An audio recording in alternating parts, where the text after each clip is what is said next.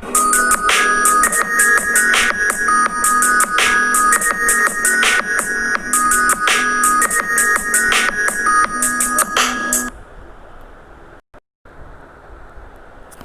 morning students, how are you all? Fine. Today's our chapter is chapter from history, and the name of this chapter is peasants and farmers.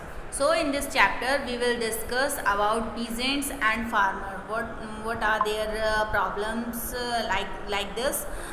We covered all the topics. So let's start this chapter.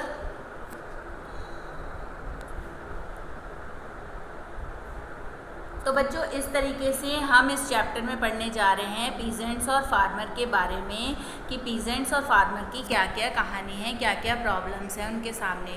तो peasants और farmer, peasants का मतलब जो गरीब लोग होते हैं, जो गरीब मजदूर टाइप के, और फार्मर्स का मतलब किसान जो कि खेती करते हैं, उनके बारे में हम इस चैप्टर में पढ़ेंगे। चलो हम स्टार्ट करते हैं chapter. In this chapter we will read about peasants and farmer. Peasants और फार्मर के बारे में हम इस चैप्टर में पढ़ेंगे with a special focus on 3 different countries. 3 different countries की बातें भी हम करेंगे। You will find out about the small cottage in England. England के स्मॉल कॉटेज के बारे में पढ़ेंगे। The wheat farmers of USA के वीट फार्मर्स के बारे में। And the opium producers of Bengal. Opium producer जो कि ओपियम प्रोड्यूस करते थे बंगाल के, उनके बारे में हम पढ़ेंगे। तो इन 3 स्टोरी को हम पढ़ेंगे। You will see what happen to different rural group with the coming of modern agriculture. क्या हुआ था, क्या ऐसा हुआ था कि जब रूरल ग्रुप्स जो है वो मॉडर्न एग्रीकल्चर में आ गए थे। What happen when different region of the world are integrated with the capitalist world market. और ऐसा क्या हुआ था या क्या ऐसी हैपनिंग हुई थी कि जो कैपिटलिस्ट थे वो जब वर्ल्ड मार्केट में आ गए थे तो क्या ऐसा चेंज हुआ था। By comparing the history of different places you will see how these histories are different even though some of the process are similar. उसके बाद हम कंपेयरिंग करेंगे इन हिस्ट्रीज़ की ऑफ मतलब अलग अलग जगह की हिस्ट्रीज़ को कंपेयर करेंगे और इन हिस्ट्रीज़ में होने वाले अलग अलग प्रोसेस को, या इसमें जो इसकी जो प्रोसेस है वो सेम है या अलग अलग है, इसको भी हम डिस्कस करेंगे। Let us begin our journey with England where the agriculture revolution first occur. अब हम अपनी जर्नी की शुरुआत करते हैं इंग्लैंड से, जहाँ पे एग्रीकल्चर रिवॉल्यूशन जो था वो शुरू हुआ था। देखो, the coming of modern agriculture in India. ठीक है, मॉडर्न एग्रीकल्चर इन इंडिया, इसको हम इंग्लैंड में जो मॉडर्न एग्रीकल्चर था उसके बारे में हम पढ़ते हैं। ऑन 1 जून 1830, कहानी कब की है? 1 जून 1813 की। A farmer in the north west of England, north west England के फार्मर जो थे, found his barn and haystack reduce to ashes by a fire that started at night.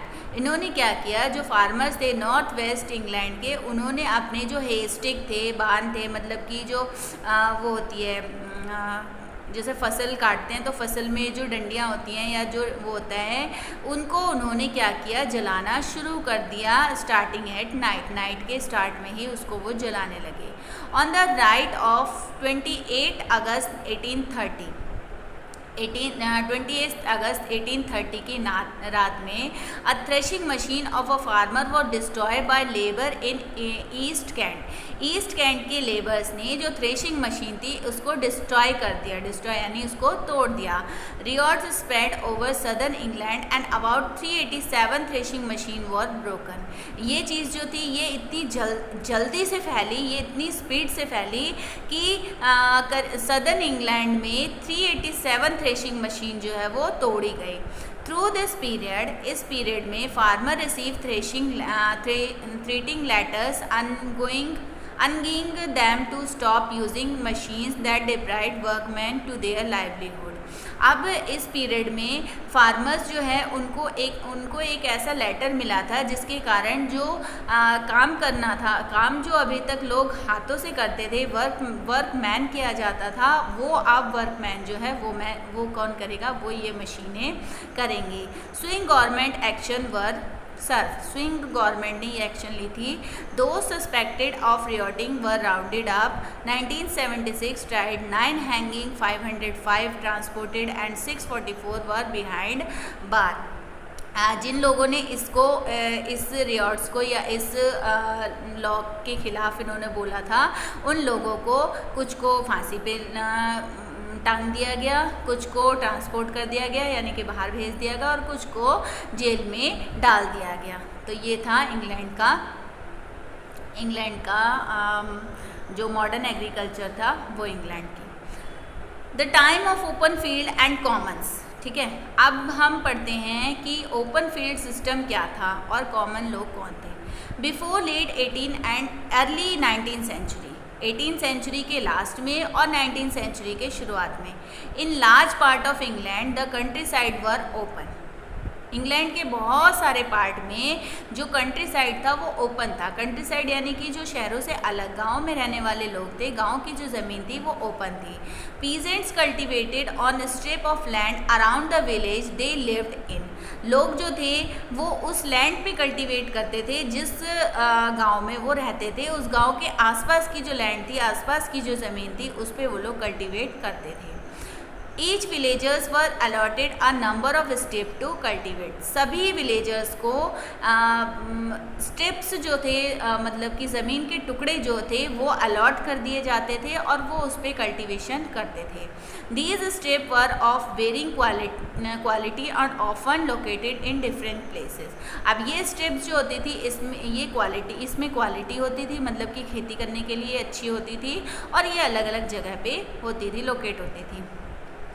It was ensured that everyone had a mix of good and bad land.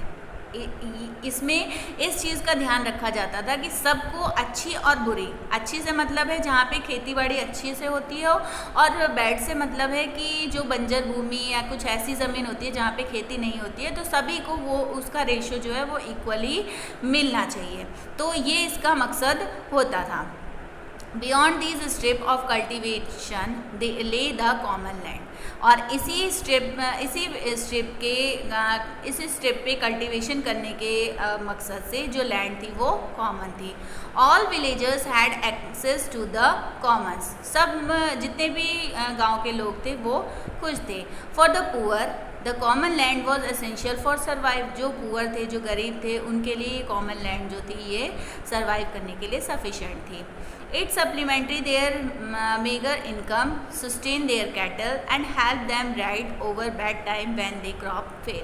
अब इन चीज़ों से जो था, इन चीज़ों से क्या होता था कि जो गरीब लोग होते थे वो अपनी कैटल को भी, जो उनके जानवर होते थे उसके लिए भी मतलब चारा वगैरह इकट्ठा कर लेते थे, और जब उनकी क्रॉप फेल हो जाती थी उसके लिए भी वो अपनी चीज़ जो थी, अपना जो सामान था, अपनी जो खेती की कल्टीवेटेड जो चीज़ें थी उसको वो सेव कर लेते थे। तो कोई दिक्कत इस टाइप की नहीं आ रही थी। अब आगे पढ़ते हैं। From about the 16th century, अगर हम 16th सेंचुरी में देखें, when the prices of wool went up in the world market में जो वूल के प्राइजेस थे वो बहुत ज़्यादा बढ़ गए थे।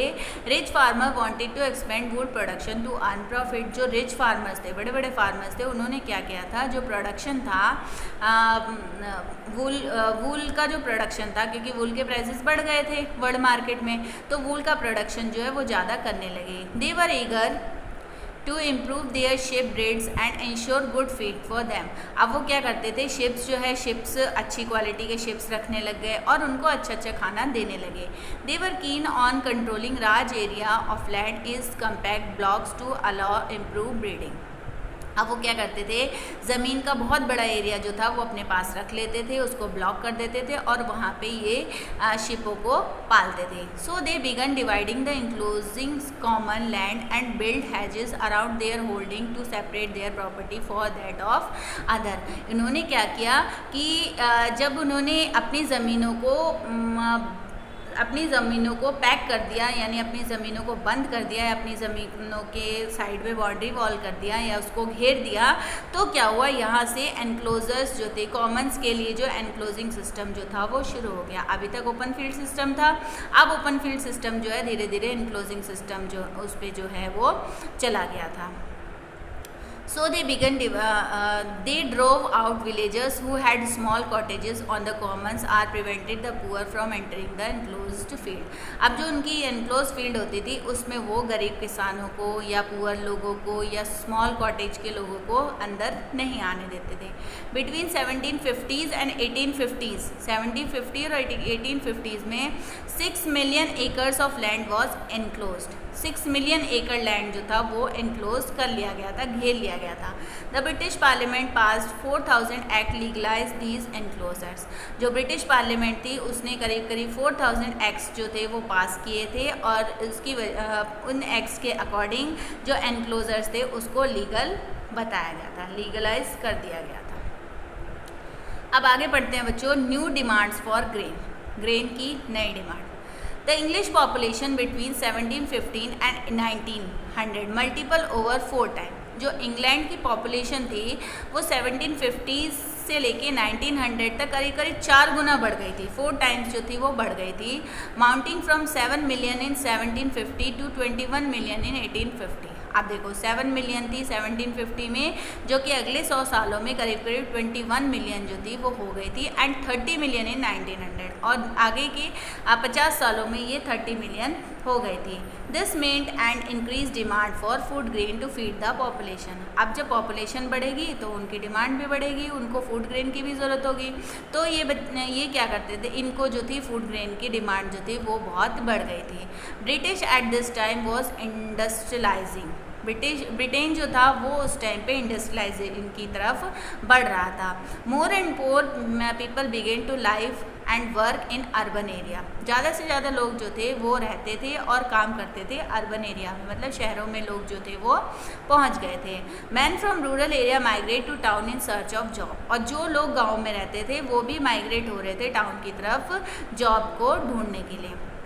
To survive they had to buy food grain in the market. और जीने के लिए उनको किस चीज़ की ज़रूरत थी, फूड ग्रेन की ज़रूरत थी, उसको वो मार्केट से ख़रीदते थे. When food grain demand increase rapidly. जब इसकी डिमांड जो थी वो बढ़ गई थी, ज़्यादा बढ़ गई थी, प्राइजेज रोज. इसके प्राइजेज जो थे, फूड ग्रेन के प्राइजेज जो थे वो बहुत ज़्यादा बढ़ गए. By the end of 18th century, 18th century के एंड तक France was at war with England. France ने इंग्लैंड के साथ वॉर की. Prices of food grain in England skyrocketed. जो फूड ग्रेन के प्राइसेस थे इंग्लैंड में वो आकाश को छूने लगे, यानी कि बहुत ज़्यादा बढ़ गए. Encouraging landowner to enclose land and enlarge the area under grain cultivation. अब इससे क्या हुआ, जो लैंड ओनर थे उनको एनकरेजमेंट मिला, उनको एक ज़्यादा ज़मीन को उन्होंने एनक्लोज किया, उनको ज़्यादा ज़मीन घेर करके वो उस पर ग्रेन जो था वो कल्टीवेट करने लगे. क्योंकि देखो अनाज जो था, पॉपुलेशन बढ़ने लगी, अनाज की डिमांड ज़्यादा हो गई, उसके प्राइसेस बहुत ज़्यादा बढ़ गए, जिसके कारण जो लैंड ओनर्स थे वो ज़्यादा से ज़्यादा इसको उगाने लगे. अब देखते हैं द एज ऑफ एनक्लोजर्स. अब एनक्लोजर्स का एज देखते हैं. इन द 19th सेंचुरी में grain production grew as quickly as population. Grain production जो था वो बढ़ रहा था, किसकी तरह, पॉपुलेशन. ग्रेन प्रोडक्शन जो है वो बढ़ रहा था किसकी तरह, पॉपुलेशन की. अब देखो 19th सेंचुरी में जैसे जैसे ग्रेन प्रोडक्शन बढ़ रहा था, ऐसे ही जैसे पॉपुलेशन बढ़ रही थी वैसे ही ग्रेन प्रोडक्शन भी बढ़ने लगा. Even though the population increase rapidly इन 1868 में पॉपुलेशन जो है वो बढ़ती गई. England was producing about 80% of the food it consume. England में प्रोड्यूस होने वाला 80% जो ग्रेन था वो खुद ही कंज्यूम करने लगा, खुद ही उसको यूज़ करने लगा. This increase in food grain production was made possible for bringing new land under cultivation. और इस फूड ग्रेन की बढ़ोतरी या इंक्रीजमेंट जो था उसने क्या किया, पॉसिबल कर दिया नई लैंड को फिर से कल्टिवेशन के लिए. मतलब जैसे जैसे प्राइसेस बढ़ रहे थे, लोग बढ़ रहे थे, वैसे वैसे नई नई ज़मीनें जो है वो कल्टीवेशन के लिए यूज़ की जाने लगी. Landlords raises up pasturelands, carved up open field, cut up forest commons, took over marshes and turn large area into agriculture field. अब जो लैंडलॉर्ड्स थे वो क्या करते थे, उन्होंने ओपन फील्ड सिस्टम को ख़त्म कर दिया. जो जंगल थे, तो जंगलों को काटना उन्होंने शुरू कर दिया और बड़े से बड़े एरिया पे वो लोग उसको एग्रीकल्चर फील्ड बनाने लगे। In about the 1660 farmer in many part of England began growing turnip and clove. 1660 में इंग्लैंड के जो कुछ फार्मर्स थे उन्होंने कई जगह टर्निप और क्लोव्स को उगाना शुरू कर दिया। This crop improve the soil and made it more fertile. इस क्रॉप को उगाने से उनको ये फ़ायदा होने लगा कि ये टर्निप और क्लोवर जो थी ये सॉइल को फर्टाइल करती थी और उसकी फर्टिलिटी को इम्प्रूव करती थी और जिसके कारण उसमें ज़्यादा से ज़्यादा क्रॉप उगाई जा सकती थी। Turnip was also a good fodder the soil. Good fodder crop relish by cattle. Turnip जो है वो कैटल के लिए भी यूज़ की जा सकती थी, कैटल के मतलब चारे के रूप में भी उसको यूज़ करते थे। This crop had the capacity to increase the nitrogen content of the soil. और ये जो क्रॉप थी इसकी कैपेसिटी ऐसी थी कि ये सॉइल में नाइट्रोजन के कंटेंट को बढ़ा देती थी। By restoring nitrogen turnip and clover made the soil fertile once again. और इसकी वजह से जो इसकी नाइट्रोजन की वजह से जो सॉइल थी वो ज़्यादा फर्टाइल हो जाती थी और फिर दोबारा से इसमें कुछ खेती की जा सकती थी। Enclosures were now seen as necessary to make long term investment on land and plan crop rotation to improve the soil. अब एनक्लोजर्स ने जो था वो एक इसको लॉन्ग टर्म इन्वेस्टमेंट सॉइल को यानी कि ज़मीन को लॉन्ग टर्म इन्वेस्टमेंट के पर्पज़ से इस पे सॉइल का इस पे जो वो थी क्रॉप थी उसका रोटेशन भी शुरू कर दिया सॉइल की क्वालिटी को बढ़ाने के लिए। सॉइल जो थी अब देखो उस पर पहले ये लोग टर्निप और क्लोवर उगा लेते थे और उसके बाद वो उस पर फिर ग्रेन उगा लिया जाता था, तो इससे रोटेशन से सॉइल की क्वालिटी जो थी वो अच्छी हो जाती थी और इसमें बार बार जो है खेती की जा सकती थी। Enclosures also allot the richer landlord to expand the land under their control and produce more for the market. Enclosures जो थे उन्होंने रिचर लैंडलॉर्ड को भी इस चीज़ में एनक्लोजर्स के समान ही जो रिचर लैंडलॉर्ड थे जिनके पास बड़ी बड़ी ज़मीनें थी, जो बड़े बड़े किसान थे, उन लोगों ने भी ऐसे ही करना शुरू कर दिया, मार्केट में ज़्यादा से ज़्यादा सामान ले जाना शुरू कर दिया। अब देखो ये तो बच्चों किसने किया, लैंडलॉर्ड्स ने किया, लैंड ओनर्स ने किया। अब what happen to the poor यानी कि गरीब लोगों का क्या हुआ ये हम देखते हैं, ये हम पढ़ेंगे बच्चों आगे की स्लाइड में। The poor could no longer collect their firewood for the forest. अब जो गरीब लोग थे उनको क्या हुआ, उनको ज़्यादा समय तक जंगलों से लकड़ियाँ जो है फायरवुड जो है वो इकट्ठा करने की परमिशन नहीं थी। और ग्रेज देयर कैटल अपने जानवरों को ग्रेजिंग के लिए भी उनको दिक्कत होने लगी। On the common could not longer collect apples and berries, apples और बेरीज भी नहीं वो फॉरेस्ट से ले सकते थे। और Hunt a small animal for meet, और जो थे छोटे मोटे एनिमल को मार करके उनका मीट खाना जो था वो भी ज़्यादा समय तक नहीं कर पाए। Everything belong to the landlords, सब कुछ जो था वो किसके साथ था, वो लैंडलॉर्ड के साथ था। सब कुछ जो था वो लैंडलॉर्ड के लिए लीगल था। Everything has a price which the poor could not afford to pay, सब कुछ जो था वो पैसों से लिया जाता था और पुअर जो थे वो इसको पे नहीं कर सकते थे, वो इसको अफोर्ड नहीं कर सकते थे। In places where enclosures happen, उन जगहों पे जहाँ पे एनक्लोजर सिस्टम शुरू हो गया था, the poor found their customary right gradually disappeared. जो पुअर के जो राइट्स थे, जो गरीब लोगों के राइट्स थे वो भी धीरे धीरे डिसअपेयर होने लगे। Deprived of their right and deprived of the land they tramped in search of work. अब जैसे उनकी लैंड उनसे छिन गई, वो उस पर खेती नहीं कर सकते थे, तो वो क्या करने लगे, वो जॉब ढूंढने लगे। From the midland they move to the southern countries of England. अब वो अपनी जगह छोड़ करके वो इंग्लैंड की सदर्न कंट्रीज़ की तरफ मूव करने लगे। But now landowners could the poor find secure job. वो इंग्लैंड के सदर्न कंट्रीज़ की तरफ जाने लगे जॉब्स के सर्च में। Earlier it was common for labourer to live with landowners. शुरुआत में तो ये ठीक था कि शुरुआत में तो जो लेबर थे वो लैंड ओनर के पास में ही रह के काम करने लगे। बट 1800 में labour were being paid wages and employed only during harvest time. 1800 में अगर हम देखें तो लेबर जो थे वो पेड वेजेस की मांग करने लगे, यानी कि वो अपने वेजेस को बढ़ाने लगे, और उनका जो काम था वो सिर्फ हार्वेस्ट के टाइम पे ही होता था। As land owner tried to increase their profit they cut the amount they had to spend on their workman. अब लैंड ओनर जो था वो क्या करता था, वो अपने प्रॉफिट को बढ़ाने के लिए वो जो लेबर थे, जो वर्कमैन थे, उनके वेजेस को भी कट कर देता था, उनको भी बहुत कम पैसे देता था। वर्क बिगन इनसिक्योर, और जो इनका काम होता था वो भी इनसिक्योर होता था। एम्प्लॉयमेंट अनसर्टेनली, एम्प्लॉयमेंट भी इनको कभी मिलता था कभी नहीं मिलता था, और इनकम भी इनकी अनस्टेबल थी, कभी इनकम मिली और कभी नहीं मिली, कभी किसी ने दे दिए पैसे, कभी किसी ने नहीं दिए। For a very large part of the poor had no work, यानी कि बहुत सारे लोग ऐसे थे, बहुत सारे पुअर ऐसे थे जिनके पास काम नहीं था। अब देखो ये तो प्रॉब्लम इनके साथ चली रही थी पुअर के साथ, अब देखो इनके साथ और कितनी सारी प्रॉब्लम आएंगी। इंट्रोडक्शन ऑफ थ्रेशिंग मशीन, चलो इसको हम बच्चों पढ़ेंगे नेक्स्ट वीडियो में। ये वीडियो यहाँ पे हम ख़त्म करते हैं, अब हम पढ़ेंगे नेक्स्ट वीडियो में। आई होप आपको समझ में आई होगी।